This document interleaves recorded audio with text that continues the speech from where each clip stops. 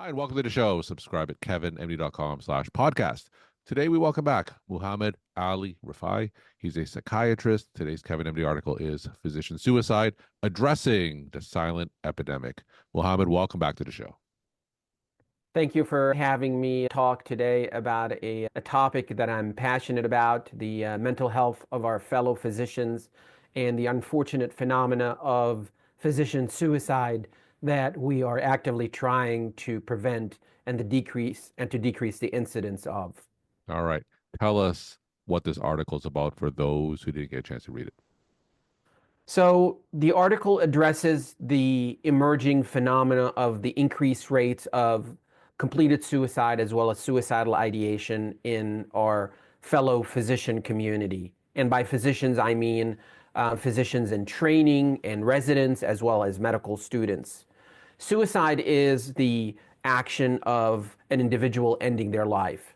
Suicidal ideation is somebody having thoughts and feelings and urges to end their life. We believe in the field of psychiatry that this action, the suicidal ideation and completed suicide, is the convergence of multiple factors. Psychiatric issues, the environment, untreated or end-stage psychiatric illness.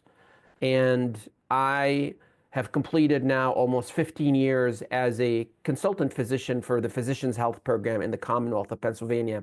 And I deal routinely on a daily basis with fellow physicians who are experiencing frustrations and psychiatric symptoms, who are seeking help, and some are experiencing suicidal ideation. And I tell my fellow physicians there are resources out there, so you should always seek help.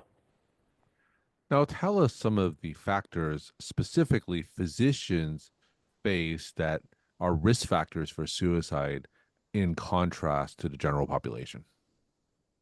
So physicians are healthcare professionals who are under a lot of pressure. So let's talk about the environmental situation. And everybody knows the pressure that physicians are under these days with healthcare administrators, with burnout, with the health insurance industry. Even the patient population is upset about their healthcare issues. So physicians are under tremendous level of pressure in terms of their professional responsibilities. Physicians are also part of this population. We've seen an increase in the prevalence of medical problems. We've seen an increase in the prevalence of psychiatric issues in the general population. And we also think that there's also been worsening in our fellow physicians' response to what's happened in terms of their ability to take care of themselves, to internalize what's going on.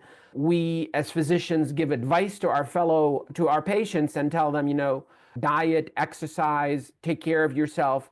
But we sometimes do not heed that advice. We do not reflect internally in terms of our ability to follow that advice. So physicians are at an elevated risk.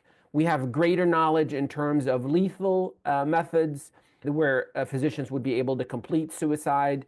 So the rates of completed suicide in physicians, males and females, is much higher than the general population.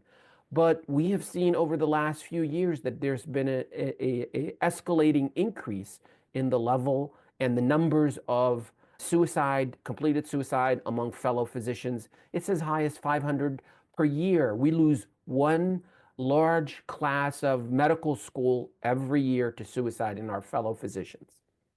And sometimes when you talk to physicians who exhibit suicidal ideation, are they expressing the stresses of the job as a contributing factor to that? Absolutely, absolutely. A lot of the fellow physicians that I treat, job stressors is the number one cause for what they're experiencing. Some fellow physicians have pre-existing psychiatric illness, and those usually address their psychiatric illness. They are engaged in treatment. But there's a tremendous stigma with our fellow physicians because they do not want to talk about their psychiatric illness. They do not want to express that. They're afraid of repercussions with their job, repercussions from licensing boards, repercussions from the community around them, that they will no longer trust them and that they will no longer be able to do their job. So they internalize, They hide their symptoms. They do not talk about their symptoms. They do not seek treatment. Sometimes they engage in drug and alcohol use, all trying to mask the symptoms of their psychiatric issues, the stress that they're experiencing, and that sometimes can end up leading to their suicidal thoughts and then approaching the topic of suicide without them talking to anybody around them. So you mentioned that some physicians may be fearful of talking about their behavioral health issues because of repercussions from their medical institution, hospital, and licensing board. Are those fears well founded? Are there episodes of retaliation against physicians who seek behavioral health treatment from, say, a licensing board? So I have seen occasions where that has happened, but I have seen that there's been a significant shift. I have seen that there has been more acceptance from the medical boards and making more resources available. The program that I work with, the Physicians Health Program in the Commonwealth of Pennsylvania, the medical board has made more resources available in a non-punitive fashion. So if a physician discloses that they're experiencing issues, that they seek treatment, there's usually not any punitive issues in terms of report to the medical board, and an individual could continue to have their license without any issues or without any sanctions, as long as they're engaged in treatment and as long as that they identify that the issue that they're facing, that they're getting treatment for, and that they are improving. Hospitals sometimes could be punitive, but I'm seeing that that is also changing. So having a proactive approach as well as having access to resources and having a psychiatrist who's engaged and who's interested in the topic of physicians' health is very, very important.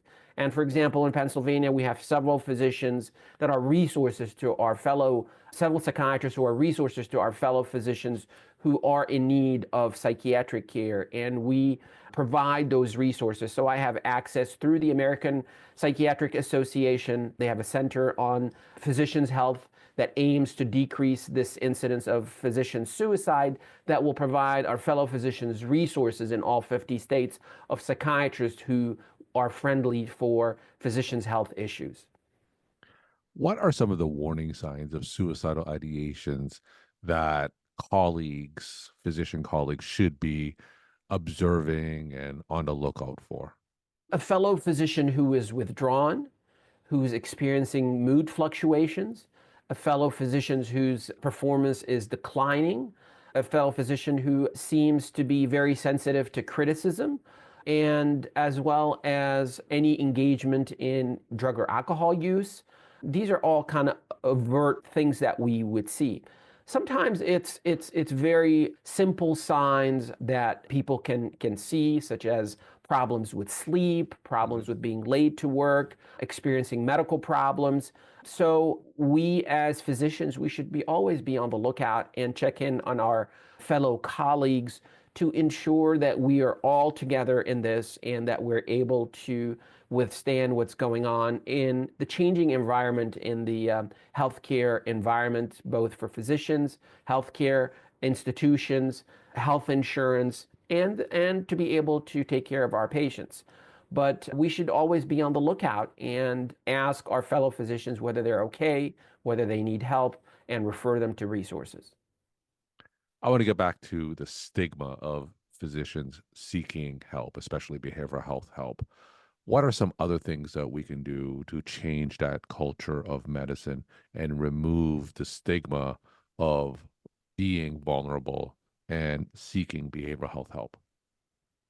Some states have actually lobbied actively, for example, to remove questions about mental health issues from licensing boards, renewal applications or initial applications. And I'm seeing that that's a move from a lot of states where they're trying to remove that, because that creates a lot of stigma. If somebody answers yes about having mental health issues or drug and alcohol issues, that creates a lot of stigma.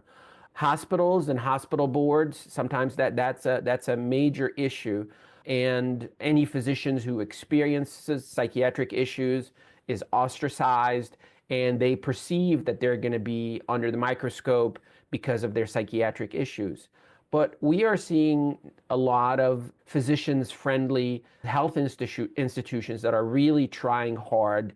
Medical schools are very actively screening medical students. So sometimes we see that in troubled classes, or in some areas, there could be the presence of suicidal ideation in a medical school class as high as 30%. Mhm. And there has been interventions where medical students could be offered cognitive behavioral therapy and could as easily, with 3 or 4 online sessions that last 30 minutes each, could reduce the frequency of suicidal ideation by 50 to 75%. So these are very easy interventions that we could do to decrease stigma, to increase the acceptance that we as physicians are also human, and we experience psychiatric issues, and that we need to address those very proactively. Otherwise, things will escalate and lead to suicidal ideation and completed suicide. How about those physicians who may be at risk for suicidal ideation themselves?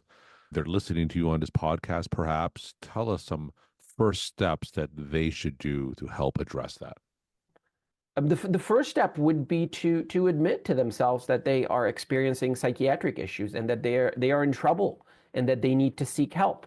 They need to seek help because they want to be there for themselves. They want to be there for their family. They want to be there for their patients. They want to be there for their community. A physician is a very valuable resource, and there is help out there. If somebody is experiencing issues, they should seek help with primary care doctors or with psychiatrists, and they should reach out. The 988 lifeline was established. You can anonymously text the 988 line and communicate with a counselor that would be able to direct you to resources, to psychiatric resources, as well as the American Psychiatric Association has a helpline that people could engage and call, and they would be able to reach resources that are available in their community that would direct them to psychiatric services and resources, whether they need therapy, whether they need medications, whether they need time off from work. Those are all resources that are available for our fellow physicians, and they should not feel that they're alone and there's no help out there. We're talking to Muhamad Aly Rifai. He's a psychiatrist, and today's Kevin MD article is Physician Suicide Addressing the Silent Epidemic. Muhammad, as always, let's end with some take home messages that you want to leave with the Kevin MD audience. Yes, there are resources out there. There is help to fellow physicians who are experiencing psychiatric issues or feel that they're experiencing suicidal thoughts. There's help out there. You can dial 988, which is the suicide prevention hotline. You can reach out to fellow resources, fellow physicians. There's resources out there. You can reach out to me. You can Google my name and reach out to me. I am happy to direct you to resources in your area through the American Psychiatric Association, to fellow psychiatrists who are engaged in physicians' health program, who would help you non-punitively to continue to be a productive resource to your community, to live happily with your family, and to be a benefit to your patients. So there are resources out there. Please seek help. Muhammad, thank you so much for sharing your perspective and insight, and thanks again for coming back on the show.